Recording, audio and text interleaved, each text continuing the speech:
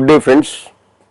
In the subject of personal financial planning, today I will be talking about tax planning. That is, basically we will be talking about the tax planning for the individual point of view. If you are making your personal financial plans, the tax is a very important and integral part of your financial planning. Your endeavor is to pay tax as per the law of the country, and you plan your tax in a manner so that through proper tax planning you can minimize your tax liability. Friends, there is a difference between tax evasion and tax planning. See, when you are planning your tax, you are trying to use the legal means and thereby making use of legal provisions, the government provisions, tax provisions of the country. You want that your tax liability becomes minimum. Tax concealment is bad, means that you are concealing the tax, you are not reporting some of the income which you should report to the authorities, you should report to the income tax authorities, and on which your income is taxed on, you are supposed to pay tax but you are not paying tax. That is illegal, that is being penalized, and there are certain provisions in the in the Income Tax Act under which you can be penalized. But if we make good tax planning, we can obviously reduce our tax liability. For understanding the tax planning, for understanding how you can manage your tax properly, we must understand the tax structure in the country. So taxes are an important and larger source of income for the government. Government uses this money which is being collected by way of taxes for various projects for the development of the nations. These days you might have seen various advertisements which have been issued by the government of India that you must pay tax, and whatever the tax you are paying, that is being used for the development, for the productive purposes, for the infrastructure purposes, and for various government expenditure, for administrative expenditure as well as for the productive expenditure. So every government tries to collect the tax from the people through proper means, and it tries to collect the tax in such a manner so that each citizen of the country pays the tax as per the law of the nation, right? So the Indian tax system is well structured and has a three-tier federal structure. When I am using the word three-tier federal structure, means in India the tax structure is such that there are certain type of taxes which are being imposed by the central government, there are certain taxes which are imposed by the state government, there are certain taxes which are being levied by the local bodies, like in Delhi, in a city like Delhi, MCD, in a city like Mumbai Municipal Corporation, right? So we have a very federal structure, and there are certain taxes which are being shared by the center and state both. So the tax structure consists of central government, state government, and local municipal bodies. When it comes to taxes, there are two types of taxes. Broadly, the tax can be categorized in two categories, that is direct tax and indirect tax.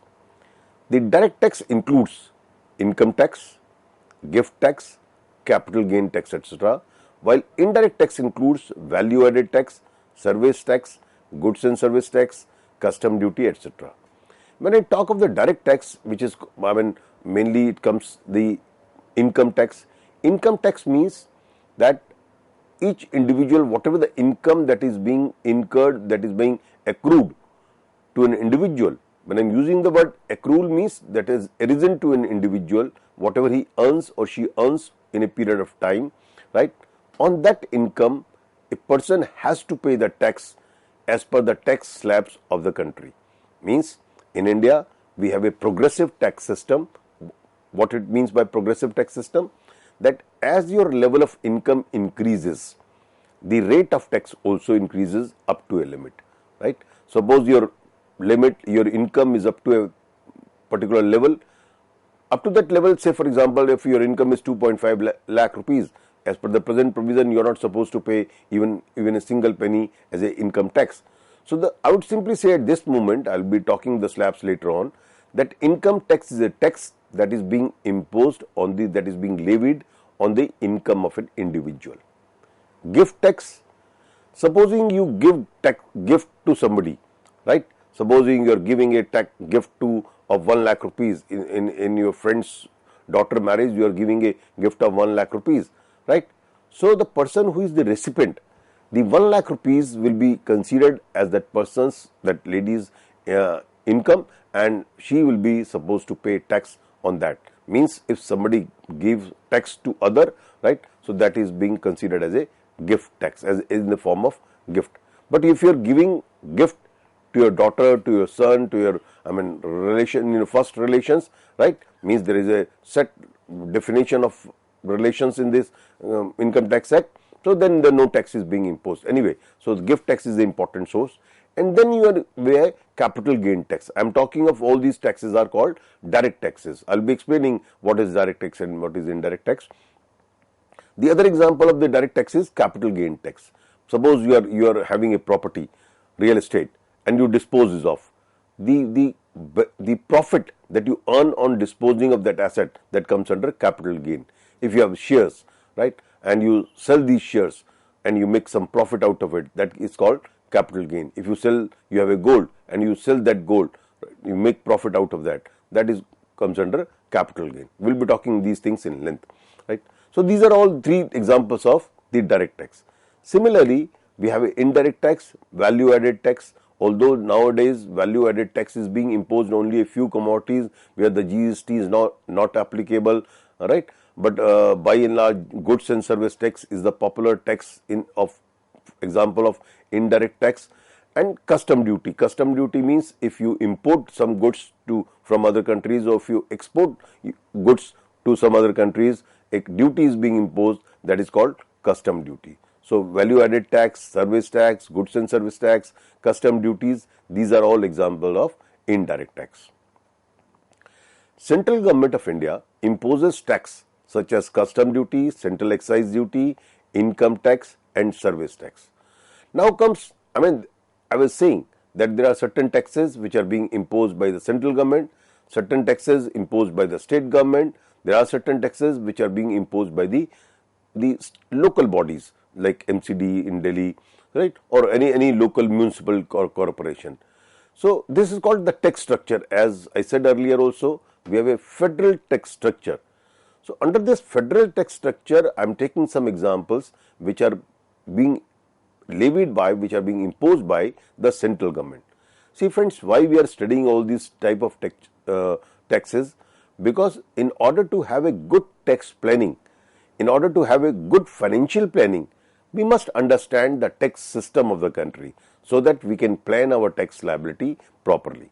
So central government imposes taxes like custom duty. Custom duty means if you import or export some goods from other countries or export to some other countries, there is a tax that is being imposed by the government, that is called custom duty. Central excise duty. See, central excise duty means, in India, most of the indirect taxes are in form of GST, but still on liquor, on petrol, right, the GST is not applicable so far. So the tax is being imposed, which is by the central government, that is called central excise duty. Whatever is being produced, production means at the manufacturing level itself, at the production level itself, a tax is being imposed, that is called central excise duty on the value of the production. On the production, when the production takes place, at the production level itself, a tax is being imposed, which is known as central excise duty. Income tax, I have already explained that income tax is a tax that is being levied or imposed on the income of the individual. Service tax, if you are a professional, if you are providing some service, right. So say for example, architect is giving his services. He is not producing anything, but he is providing the services. The chartered accountants, they are providing their services. So the tax that is being imposed, whatever the services, suppose you are making a billing of 5 lakh rupees, somebody is getting his house constructed and you are being appointed as an architect. So architect is charging 5 lakh rupees from that person who is constructing the building. So the architect will, for his services which is providing to the customer, he will charge that money, and on that money which is charging, a service tax is being imposed. So service tax is a tax that is being imposed on the services that is being provided by the people. So these are the taxes which are being, these are just an example, this is not an exhaustive list. I am just giving a broad idea that under the federal structure, there are certain taxes imposed by the center, state, local body, like that. Similarly, the income tax, the state government imposes tax on the agriculture income. State excise duty, the way central excise duty is being imposed, which is being imposed by the center, by the central government. Similarly, the state governments can also impose the state excise duty, especially on liquor, on petrol and these things. That is called state excise duty. Professional tax. So there are certain services which are being provided by the professionals. So state government can charge a professional tax on them. Land revenue and stamp duty. Right? Land revenue means on the land certain tax is being imposed. That is called land revenue. Stamp duty is normally imposed when you buy and sell your property, houses. State government imposes certain tax stamp duty on it. Right? So that is called stamp duty. Stamp duty can be imposed on various other things, right? Not only for the house, but on the various transactions, the stamp duty can be imposed, right? So these are the taxes imposed by the state government. Similarly, there are certain taxes which are being levied by the local bodies, like octroi, property tax, other taxes on various services like water, drainage, etc. See, state government is providing water facilities or drainage facilities, right? On these facilities, for providing these facilities, the local bodies imposes certain type of taxes. So there may be like you may be paying your house tax. You are having your own house, and on house tax, the local body imposes a tax that is called house tax. So it is basically a tax which is known as property tax. So there are certain taxes which are being imposed by the local bodies. So now, coming to the type of taxes, as I was saying, that broadly there are two type of. Up till now, what I have talked is that under the federal system, the state, the center, and the local bodies imposes the tax. The tax structure is a federal tax structure. So if you classify the tax system in this country, we can classify it broadly in two categories: direct tax and indirect tax. At this moment, I will say direct tax is a tax where the passing on the tax burden is not possible. Means, if I am earning an income, say I am earning 30 lakh rupees per annum. So on this 30 lakh rupees, I am getting an income, I am supposed to pay the tax on this 30 lakh rupees, right? So the tax burden cannot be passed on. So tax burden, if I am earning, I have to pay that tax. If I am having a wealth beyond a limit, I have to pay the wealth tax, right? So direct tax are those taxes which are being paid by the same person, the same individual, or the same corporate bodies on whose income the tax is being imposed. So direct taxes are levied on your earning in India. Indirect taxes are levied on expenses. The responsibility of deposit the direct tax liability lies with the earning party. If I am earning, if my company is earning, company will pay the tax. If I am earning, I'll have to pay the tax. So the tax liability lies on the person who is making the income, on whose the tax is being imposed. Whether it is individual, whether it is HUF, Hindu undivided family, or whether it is a company, right? So we say there is a term called impact of tax and the incidence of tax. So impact of tax means who is paying, on whom the tax is being imposed. Incidence of tax means the person who is bearing the burden of the tax. So in case of direct tax, the impact of tax and the incidence of tax is on the same person, right? If a tax is being imposed on the company, right, the company is being imposed, that is the impact of tax is on the company, and the burden of paying the tax, we call it corporate tax, is on the same company. So impact of tax and the incidence of tax is on the same person, it cannot be passed on. Same with the case of individual, same is the case with the HUF. Indirect taxes are collected majorly by the corporates and business provision services for providing services and products. Thus, the responsibility of deposit the indirect taxes lies with these entities. Say for example, if you go to a market and you buy something, right? Suppose you buy perfume. On perfumes, when the seller will sell you the perfume, he will charge or she will charge a tax called GST, right? So you are paying the GST. Suppose a perfume cost you 500 rupees. So you are paying 500 rupees, which includes the taxes, which includes the GST, goods and service tax. Who is paying? You are paying. Who is collecting the tax on behalf of the government? It is the shopkeeper who is collecting that tax. So whatever the sales that is being made by the shopkeeper is supposed to deposit this GST to the government of India, right? So on the sale of the shopkeeper or the retailer, the tax will be imposed, but the impact of tax is on the shopkeeper, but the incidence of tax, the burden of the tax is on the buyer. So what the shopkeeper is doing, the burden of the tax is being shifted on the consumer. So in case of indirect tax, the burden of the tax can be shifted. Sometime, why I am saying can be shifted, because sometime when suppose there is a very stiff competition in the market and the government increases a tax, indirect tax, and retailer or the manufacturer feels that if because of the increase of the tax, if this tax burden is shifted on the consumers, it will affect their sale, it will affect their volume of production, and thereby in the long run the profit. So in the short run, they may not like to shift this burden pass on this burden to the consumer, right? So the enhanced tax is being paid by the manufacturer or the retailer, but the burden of the enhanced tax is not being shifted to the consumer. So what I am trying to say is that the burden of the indirect tax can be shifted, and normally the person who buys the things, that person pays the indirect tax, but the responsibility of depositing this tax lies with somebody else, right? So that's why we say indirect taxes are collected majority by the corporates. It is the corporate companies, business houses and retailers, all these corporates collect the tax, right? And for providing services and products, but the responsibility of deposit indirect taxes lies with these entities. But from whom they collect? They collect from their customers, their buyers. So direct taxes are imposed on corporate entities and individuals.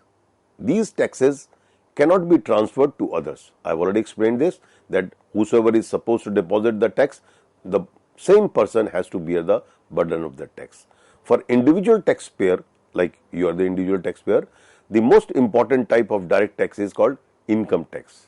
See friends, within the direct tax also there are certain type of taxes, and the most important, because half of the tax revenue of the government of India comes by way of income tax only, right? So the important tax, direct tax, is income tax. So this tax is levied during each assessment year, that is 1st April to 31st March. Friends, you should be clear, very, very clear between the difference between the financial year and the assessment year. Financial year starts every year with 1st of April, ends on 31st March. If I talk of 2022-23, I'll say from 1st March 2022 to 31st March 2023, right?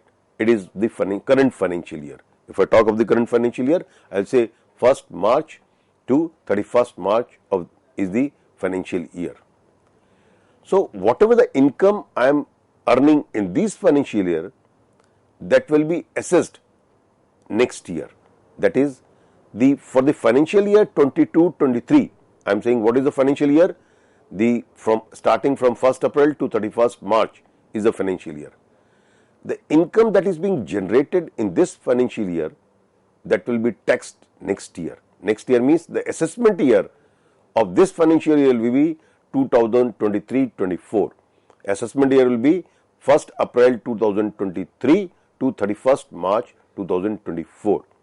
So I hope you can distinguish between financial year and the assessment year. The income that is being generated in a financial year, it is being taxed in the assessment year. So this tax is levied during each assessment year from 1st April to 31st March. as per the Income Tax Act 1961, it is mandatory for you, when I am using the word you means individuals, to make income tax payment if your income is above the minimum exemption limit, right? So you can get tax benefit under various sections of this act. I will be talking of all these tax slabs for your knowledge purposes, so that you can have a better personal financial planning and you can have a better tax planning. And I will be explaining all these different tax slabs, the old regime, the new regimes, and all these things. So means, what it means is that if the individuals, HUFs, corporates, we call it corporate tax, income that is being imposed on the companies is called corporate tax, is beyond the threshold exempted limit. When I am using the word threshold exempted limit, what it means is that up to a particular level of income, the individual income is exempted from tax, because the government assumes that this much minimum money you need for your basic survival. So if you are earning up to that limit, no tax is being imposed, no income tax is being imposed on your income.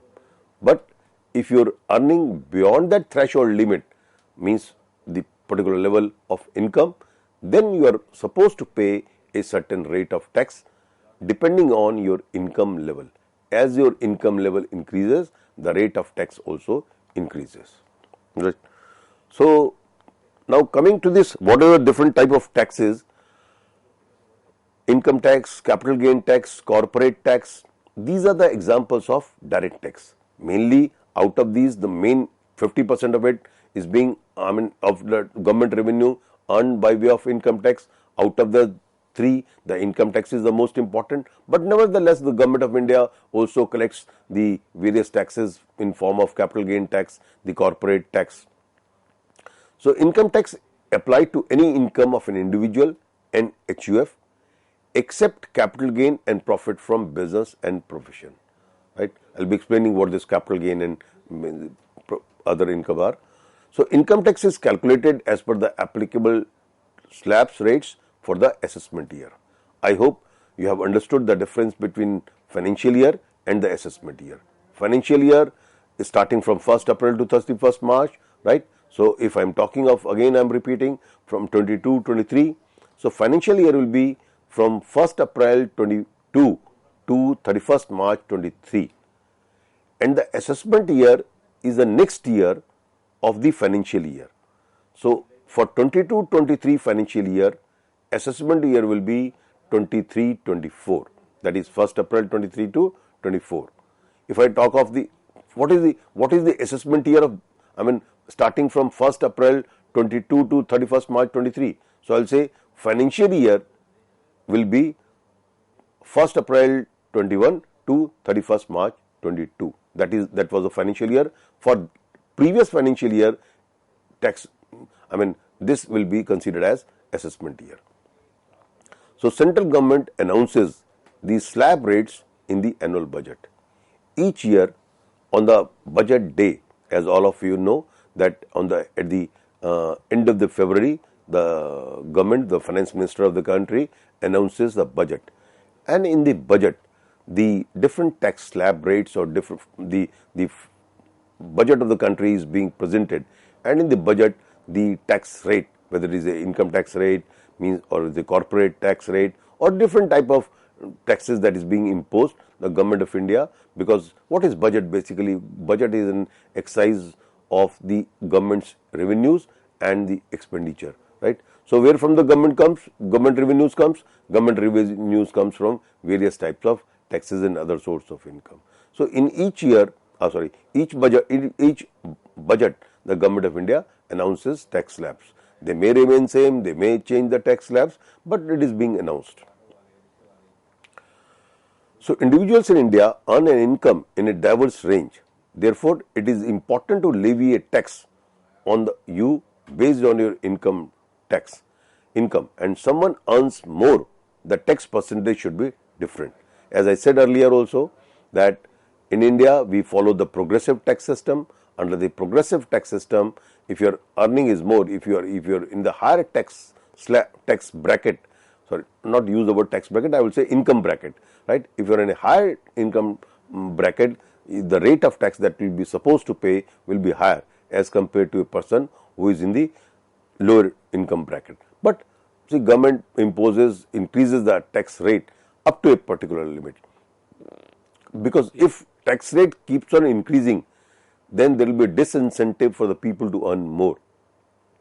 So up to a particular limit, I'll be explaining all these limits, right? So up to a particular limit, the tax rate increases. So Income Tax Act segregates the income range and charges different groups different rates as per the segregation. The different groups are known as tax slabs, right? Means tax slab means whether up to 2.5 lakh, 2.5 lakh to 5 lakh, 5 lakh to 7.5 lakh, 7.5 lakh to 10 lakh, like that, right? So your income tax slabs can vary not only based on your income but also your age, because people who are in the senior age category, their medical expenses increases, they need the help of other people also.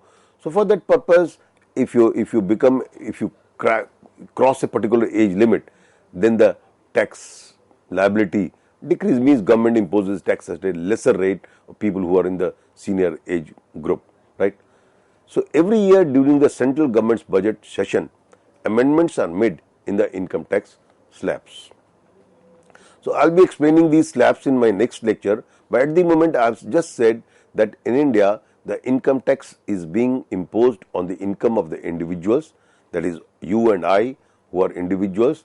If our income is up to a particular limit, the tax it is exempted, but if my income is beyond that limit, if your income is beyond that limit, what is that limit, I'll be explaining in the next lecture, right? Then a different tax rate, different depending on income slabs, the tax will be imposed. The other type of tax is called capital gain tax. Other type of direct tax is called capital gain tax. Capital gain tax applies to the profit from the sale of capital assets. The rate of tax on capital gain depends on the type of capital gain. Income Tax Act 1961 divide the capital gain into the two categories. One is called short-term capital gain and other is called long-term capital gain. What is short-term capital gain? What is long-term capital gain? Depending on the longevity for which you hold an asset. For different assets, this time period is different. Means for equity, the period for which you hold the shares and it will be considered as a short-term or long-term, right, will differ than the period for which you have to hold the gold or say real estate, right? So depending, I'll be explaining all these things, but at the moment I'll say the capital gain tax is a tax that is being imposed on the capital assets, right, like equity shares, like gold, real estate, right? If you are selling these assets and you are making some profit out of it, a tax is being imposed on you, on the individuals, on the HUF, which is called capital gain tax. So I'll be explaining short-term capital gains, long-term capital gain in my next lecture. So what we have discussed so far is that what is the tax structure in this country.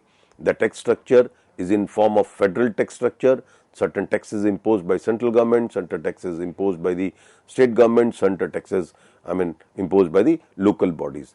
And then we also talked about the different type of taxes, means the direct tax and the indirect tax. So up till now I have talked about the income tax, the capital gain tax, and the different slabs in the income tax and the capital gain tax and the short term and long term capital gains. I'll be talking in my next lecture. Thank you very much.